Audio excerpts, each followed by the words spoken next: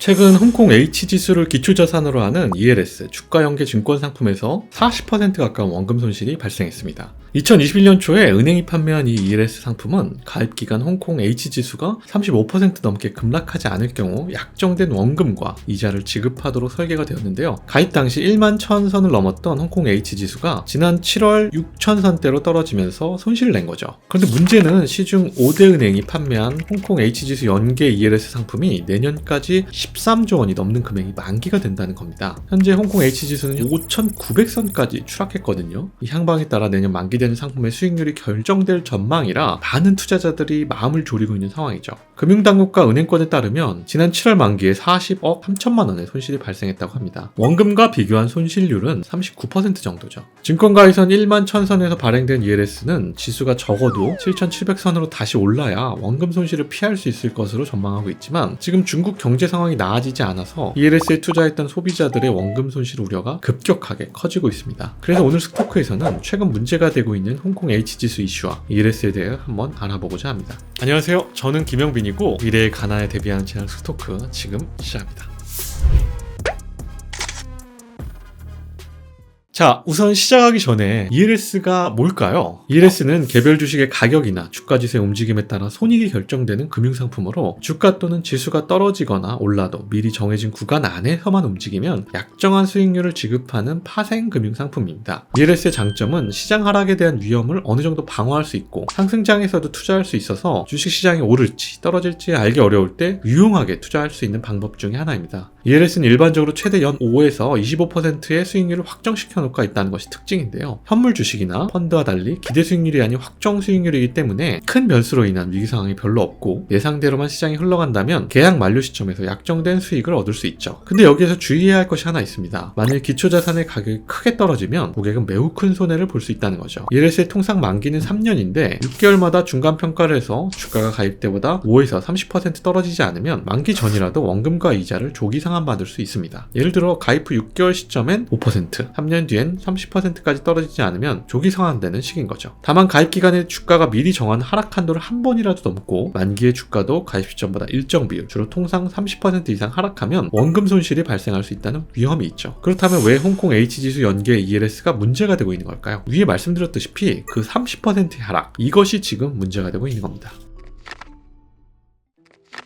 지금 문제가 되고 있는 건 홍콩 H지수가 너무 크게 떨어져 버렸다는 겁니다. 투자자들은 내년 만기 시점의 H지수 하락률이 가입 시점과 비교했을 때 30%보다 크면 손실률, 반면 만기 때 지수 하락률이 30%보다 작으면 원리금을 받을 수 있죠. 그러나 홍콩 H지수는 2021년 2월 19일 12,106까지 올랐다가 2022년 10월 31일 4,938로 반토막 이하로 떨어졌습니다. 2021년 7월 H지수의 평균은 9,850 정도였는데 원리금을 보장받을 수 있는 하락률 마이너스 30% 선이 6,890이었으니까 2023년 10월 초 기준으로 5,900 정도로 한참 떨어진 거죠. 즉 원금 손실의 가능성이 커진 겁니다. 다행히도 H지수가 1만 선 이하로 떨어진 2021년 하반기 이후 가입자들은 주가가 현 수준을 유지할 경우에 원금 손실을 볼 가능성이 높지 않다고 보고 있지만 문제는 H지수가 1만 선을 넘었던 2021년 상반기에 가입한 경우입니다. 이때 가입했다가 조기 상환되지 않고 현재까지 보유 중인 투자자들은 만기의 H지수가 현재 수준보다 더 올라줘야 손실을 보지 않거든요. 근데 지금 H지수의 반등이 쉽지 않아 보입니다. 왜냐하면 만일 21년 6월 홍콩 H지수 평균이